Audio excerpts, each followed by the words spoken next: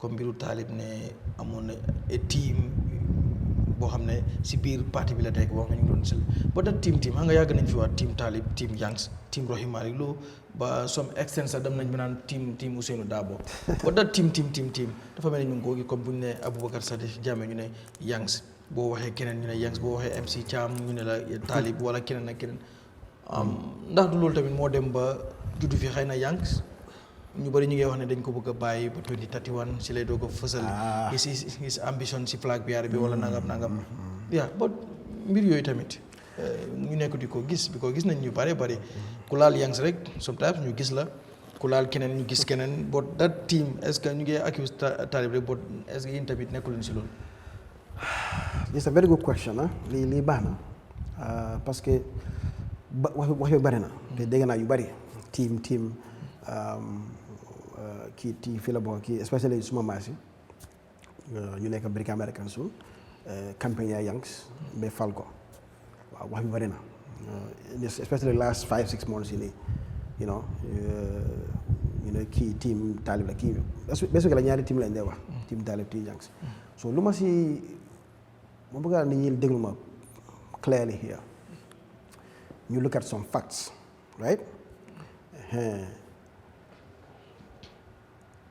Yanks 2023 la ñëw dafa demoon after election dafa loosoon dem Angleterre 2021 pour tin si jeexee he went back bu ko doon ñëw fii sax man maa ko combine pour mu ñëwaat ak suma benn friend Aliou Badara Sow ñu ñoo ko push pour mu ñëw taxaw because we felt like party yi dañ ko soxla peut-être West Coast bu fa nekk du jaama candidate ñu nekk di coow at that time tamit I didn't believe in those I believed Yanks moo mën a change fii time boobu there's no team Yanks 2023 laa wax de Yanks team Yanks amut Yanks a nekk ko fi time boobu gàllankoor bi o lifin bi coow bi soo daan bàyyi xel time boobu noonu Rohey loola ak gars yi KMC team sort of team Talib some people ñu xam ne sàggantey bari seen diggante coow fii ñeneen c'est-à-dire accuse supporters of Talib c'est-à-dire accuse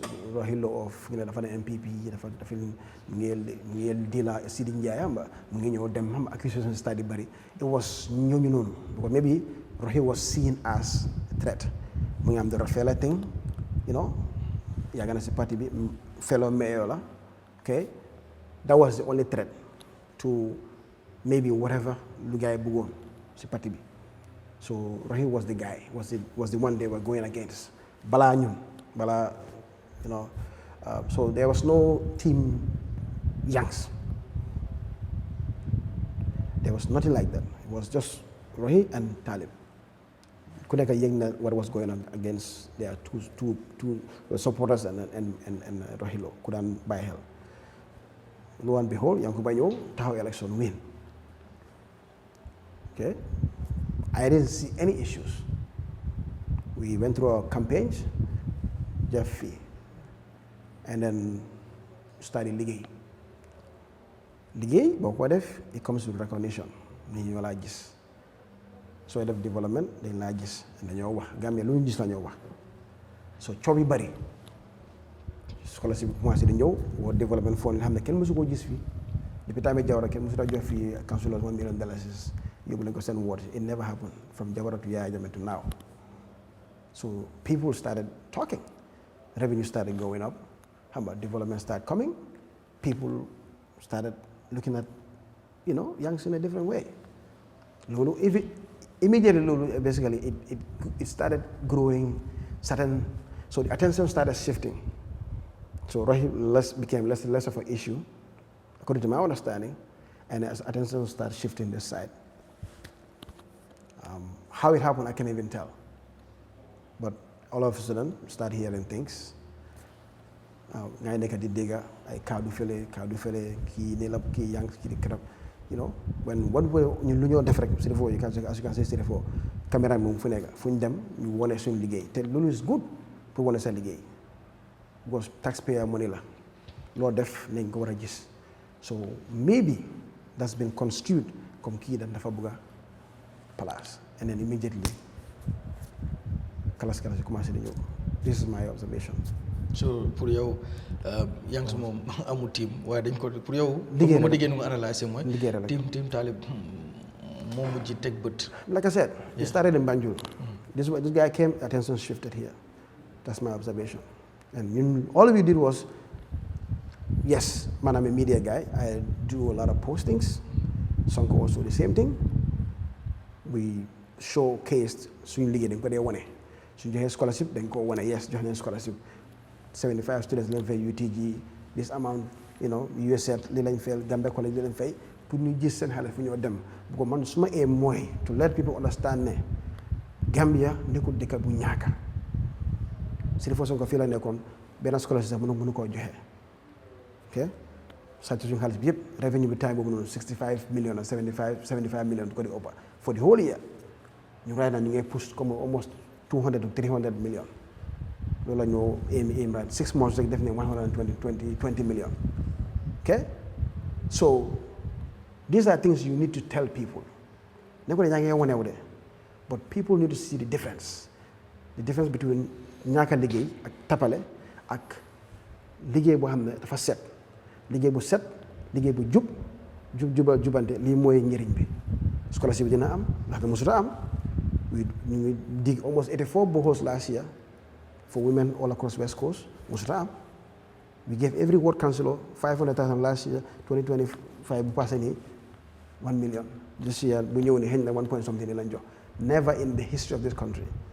So lolu su yoko, people can have hope. So man, I talk about that.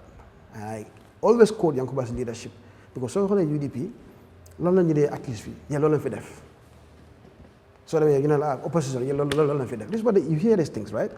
When the normal Gambian will ask you, they'll tell you, hi UDP, yéen moom wax rek. What have you done? Loolu lañ def. Why? Unfortunately, ñu understand in politics or understand in the role of opposition.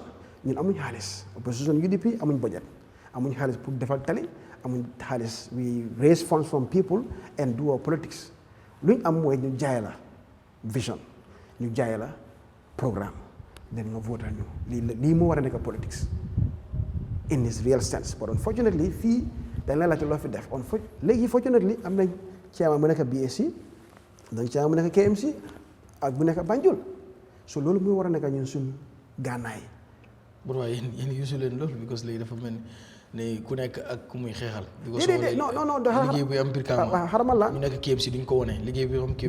déedéet non déedéet xaramal nga ñëw. ok waaw ma ne la suñu liggéey moo ñëw wane Gambian yi. ok bon suñu laajtee loolu lañ def mën naa look at my trucks. I can also point to KMC trucks.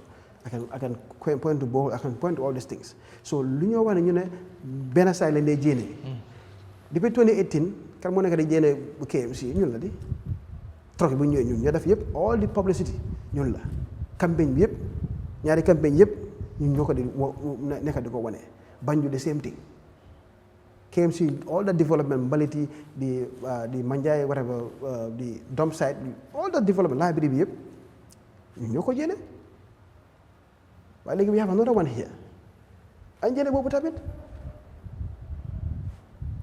boobu soo ko jëlee mu nekk problème te man kenn du ma contrôle man su ma miiree maa ko moom te man I have a duty because man faa liggéey chèque yooyu nga gis noonu ñu ñoo joxee lii yëpp ñu ñoo ko dee législate ñu ñoo ko dee vote budget bi maa dee toog maa si budget committee bi ñu ñoo ko dee defar fii lañ bëgg a def lii lañ bëgg a def lii pour faju bi 6 million dollars lañ budget pour ñu xam ne am nañ faju ñu war a dem tukki nii we did all that the scholarship budget ñoo ko bind mën nañ koo jël di ko feneen so I have a responsibility to the people of West Coast pour wane ne seen taxi mi ngi demee fii loolu bu ma ko jaabee comme maa ngi faral feneen I'm working there maybe ñeneen supporters yi nii they can do that I have to do that I don't have time pour ma nekk fii West Coast mais damaa nekk PR for KMC. so da nga jàpp ne loolu moo nekk problème. waaw loolu moo isi wax bi. booba gis nañ ne Talib mosul taxaw publicly mu wax dara si Yanks moo xam interview mu bot Yanks def na loolu. waaw am na lu mu fiiloon lu mu war a. ndax loolu du mistake. lu war a like mënut wax ak saa si biir. wala loolu passé na. ok wax na lu mu wax loolu la believe lu mu gis la wax naka la ko waxee c'est diplomatique ndax ñeneen ne dafa war a nekk behind the scenes waxtaan yi happen nañ about 3 times 2 or 3 times waxtaan nañ so he felt like he has to say these things pour nit ñi xam lan moo nekk di dem ko sama soo xoolee suñu parti bi for example musuma gis parti bi ne wéy da comme mu ngi mention benn mu ne am na ñoo xam ne ngi fay gars yi salary foofu noonu right Talib mu ngi fay suñu West Coast suñu bureau yi foofu noonu suñu portfolio West Coast executive ñoo xam ne ngi fay gars yi salaries for something for what waaw ñu ngi fay gars yi salaries foofu noonu under our own nose ñoo ñu ngi liggéey biir Gambia rek non comme suñu bureau bi foofu noonu seen bureau bi waaw suñ political bureau UDP waaw UDP political bureau bi waaw comme yooyu noonu quoi xam nga so there's a lot of things ñu fa doon jokkul jakar and Yankuba loolu la ñëw lu ko naxari mu wax mu ne yooyu dañ war a stop because de suñ it's not our way ñun duñ dee def loolu noonu ma dem jaara maa dem fekk la ni saani foofu noonu ma bypass ko dem si bureau bi ay regional chairman yu fa nekk under him wala regional director nii wala regional campaign manager maa leen naa tegal salary xam nga dinañ jéem a xam nga salary pour lan xam nga comme façon yu noonu quoi loolu it's not UDP suñu aada waaw am nañ borom xaalis UDP before Amadou Sané ñaaw ko doon de ñoom Dr Boro Susu ñaaw ko doon Dr Cissé ñaaw ko doon waaye mosu ñoo jël seen xaalis di ko use in a way that xam nga dafa undermine certain things or certain people in the party lu ñu am dañ ko dee ñu dajale ñu liggéey as a party but not dem sa kër dem balangaar dem si li lay wane def la lii xam nga comme loolu yëpp lu bari moo doon dem on it's just too much moom doon expose yëpp fii waaye wax boobu tamit wax na ko passé na all right